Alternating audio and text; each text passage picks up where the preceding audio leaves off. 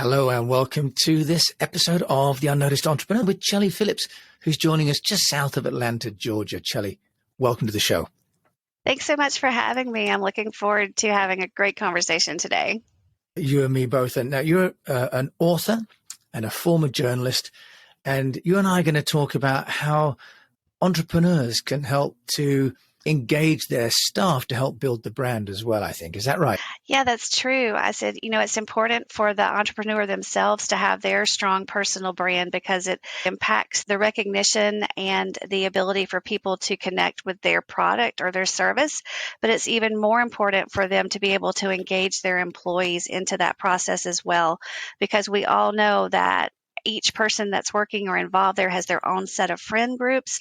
They have their own relationships, and people love to buy from people that they know, like, and trust. And if your employees are out there talking about what a great thing is happening inside your organization, people are more apt to believe the people they already know than what they're hearing from a stranger. So the know, like, and trust, Chelly, take us through that then, can you? Because sounds easy enough to do, but how do you take what you've built as an entrepreneur and get your team to understand it and to get engaged with it and then to share it? Because that's the third part of it, where they become evangelists for the company, isn't it? Yes, it is. I say first it has to start with the actual mission that you have and getting the employees involved in that vision for where the company is going and what you want to achieve. It can't be, a mission statement can't just be something that is written on a piece of paper and stuck up on a wall. It's got to be something that is living and breathing. And when your employees can connect with that and when they can relate what values they have to the values that you as the entrepreneur or the business owner wanting to impress on people, then they're more apt to feel ownership in that. And when you feel ownership in that, you want something to succeed as much as the next person does. It also sets it up for it to be, a place where people love coming to work every day, and it impacts the job satisfaction level. And we all know that when people love what they're doing and they enjoy showing up, they're going to have higher productivity, the morale is going to be better, and you're going to have a bunch of problem solvers on your hand instead of a bunch of negative Nancy's. They're going to be sitting there helping you improve processes, and they're going to be sharing ideas that are going to help you grow and succeed even more. Chelly, just share with us how to do that, because all of us that have run companies with 10, 20 people tried, town hall meetings, emails to explain what we're doing. What's best practice to share over time and consistently what the vision is and how to get people to articulate that on your behalf? So the first thing I think is with the owner themselves. Their branding has to be authentic and it has to be real. And the way people connect with you as that business owner is learning the stories you have. Why are you in this business? Why does it matter to you? What is the impact that you're trying to make? You have to become real to the people that work for you. They have to be able to see you as that leader. They have to be able to identify with you. And stories are what connects people. So if you're out there talking to your staff and you're talking to your people and being real with them and being authentic, sharing the struggles, like what was it like when you first started? Was there fear involved about taking that first step and going out on your own? Was there, did you deal with people who said, oh, you're crazy, you've lost your mind. Why are you walking away from XYZ to do, ABC? If they can really get behind you and that vision and connect with you as a person, then it's even that much more easy for you to be able to share the vision of the company. And like I said, when people can relate their values, I did a workshop the other day with a company, and about 2/3 of the room said one of their values was giving back to the community or in some way helping. A lot of them talked about helping animal rescues or helping feed the needy or doing things, working with the elderly in some way. But it was all about giving back. So maybe you have a philanthropy program, or maybe you're empowering your employees to help solve customer service issues in a way that they don't have to go through 5 or 8 steps of approval. If you can connect that value, say, I'm able and I'm empowered to do something to make someone else's life easier or better, It may not be going out and, helping at a food bank, but it still tugs on that same string, and they become more connected to that process and more apt to be sharing out these things online to their social feeds. So let's talk about that then, Shelley. How, from a practical point of view, are you getting alignment? Are you, for example, doing workshops? Are you creating, video content? What are you helping your clients to do to articulate that amongst their audiences? So a lot of it depends on the size of the organization. If you're a, 5 to 10 employee kind of thing, I think the best thing that you can do is get face to face with them. Let them know who you are as a person and learn who your people are and what matters to them. Have those conversations. We're using a lot of inter-office communication tools. There's things like Slack, there's things like Microsoft Teams, there's all kinds of different, platforms that you can use, but it allows people to communicate with each other. And I've seen a lot of organizations now where they even have what's like, fun channels, share a picture of your pet, anything that is, that's going to engage their employees and keep them sharing about themselves and letting people know that they're valued as people, not just employees. But it also gives the chance for each of them to answer each other's questions. So they're not having to wait necessarily for XYZ supervisor to, find them and answer the question. They can post it out there, and the first person, that can respond like, oh, here's the document that you're looking for, or here's the information that you needed. And so when you have a group of employees that feel connected and that they feel like they have access to information, then they're already more satisfied and more engaged in the process. And so we all know that when you increase that satisfaction level, you're also increasing the productivity because they're not wasting that time, waiting on information to get back to them. You have happier customers because they're getting their problems resolved faster.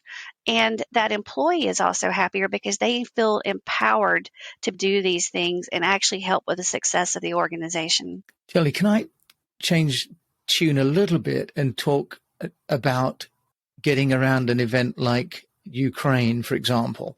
We could talk about core values and about how companies might, for example, do food bank.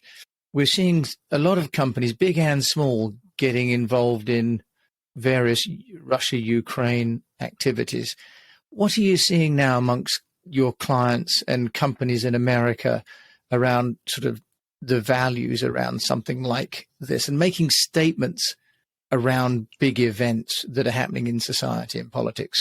Yeah, I think you're seeing more and more companies actually speak out about things that are happening in the world. And, I think the first step in doing that is having a conversation with your employees. Do you have employees that have family that are involved, either extended or, or close by? Maybe you have some that have friends overseas. Maybe you have, maybe they're directly impacted in some way, and make sure that you are actually giving them a platform to share, either their concerns, their fears, or, if it's something, maybe they heard great news about it, like, they were able to get out of an area that was, they've had a chance to speak to somebody or something like that. But I would let your employees help drive that message, find out what their core concerns are and what they are comfortable talking about. And then I would start internally, maybe have send something out on the messaging system that we were talking about today.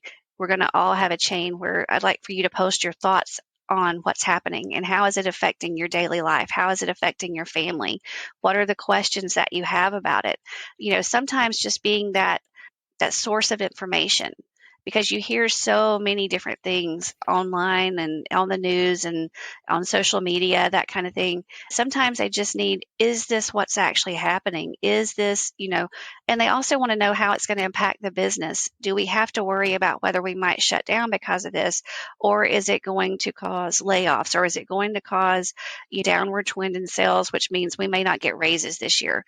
I think the more upfront you can be with that, and you can assuage some of the fears that they might have or some of the concerns they have, that's almost more important than making a huge public statement, is that your employees understand where you stand and that they understand that that they have concerns and issues, and that you address those internally before you make an external statement of any kind.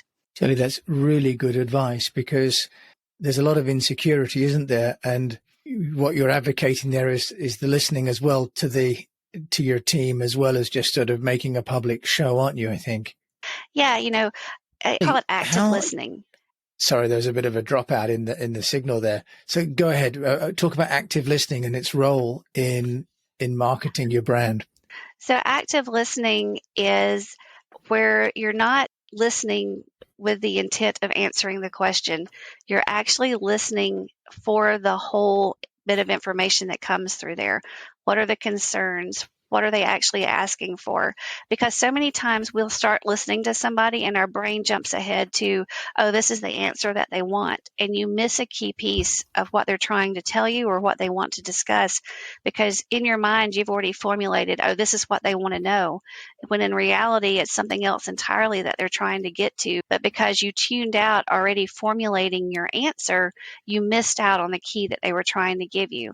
And if people are not feeling heard or they don't feel like they're being listened to, that's almost as bad as not even giving them a forum at all. Is like they feel like it's a fake forum, like, oh, they don't really care. It's just all mouth speak, that they're not really listening and they're not really engaged with me.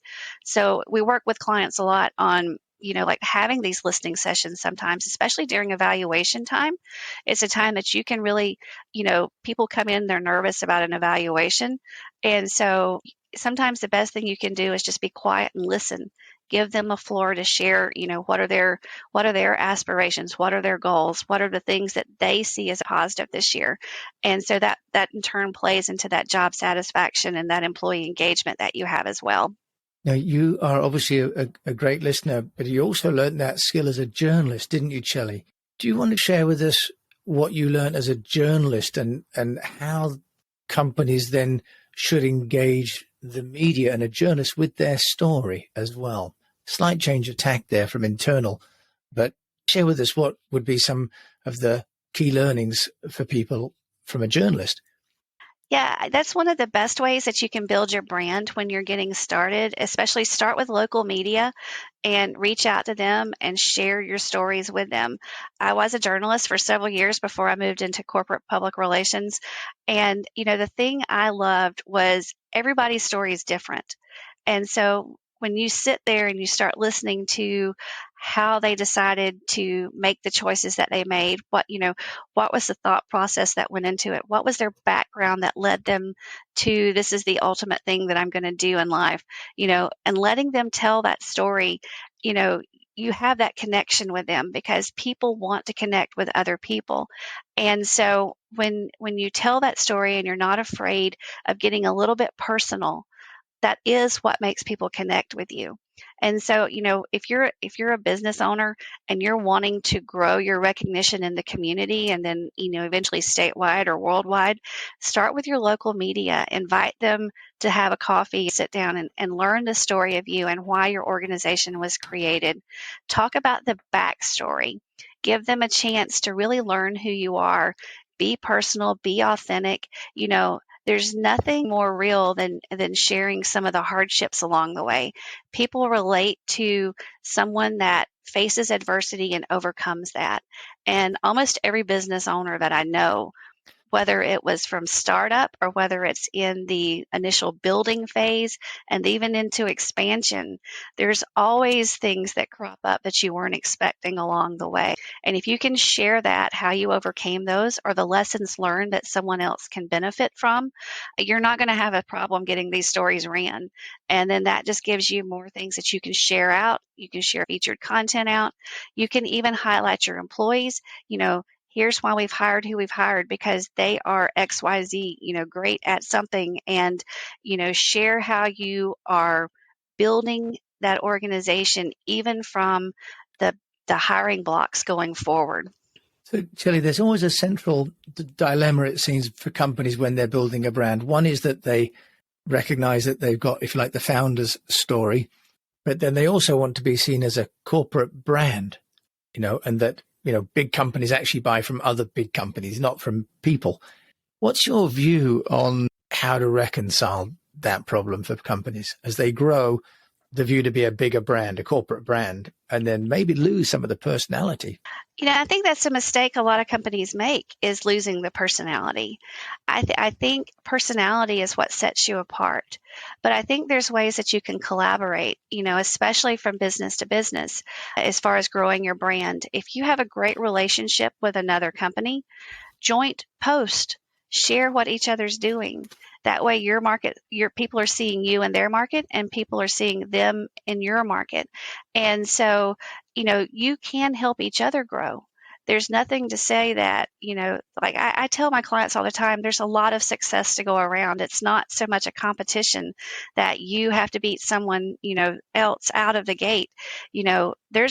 There's plenty of success. And so not being afraid to share the limelight with somebody sometimes is even more powerful and impactful in a brand, because it becomes not so me focused, it becomes us focused.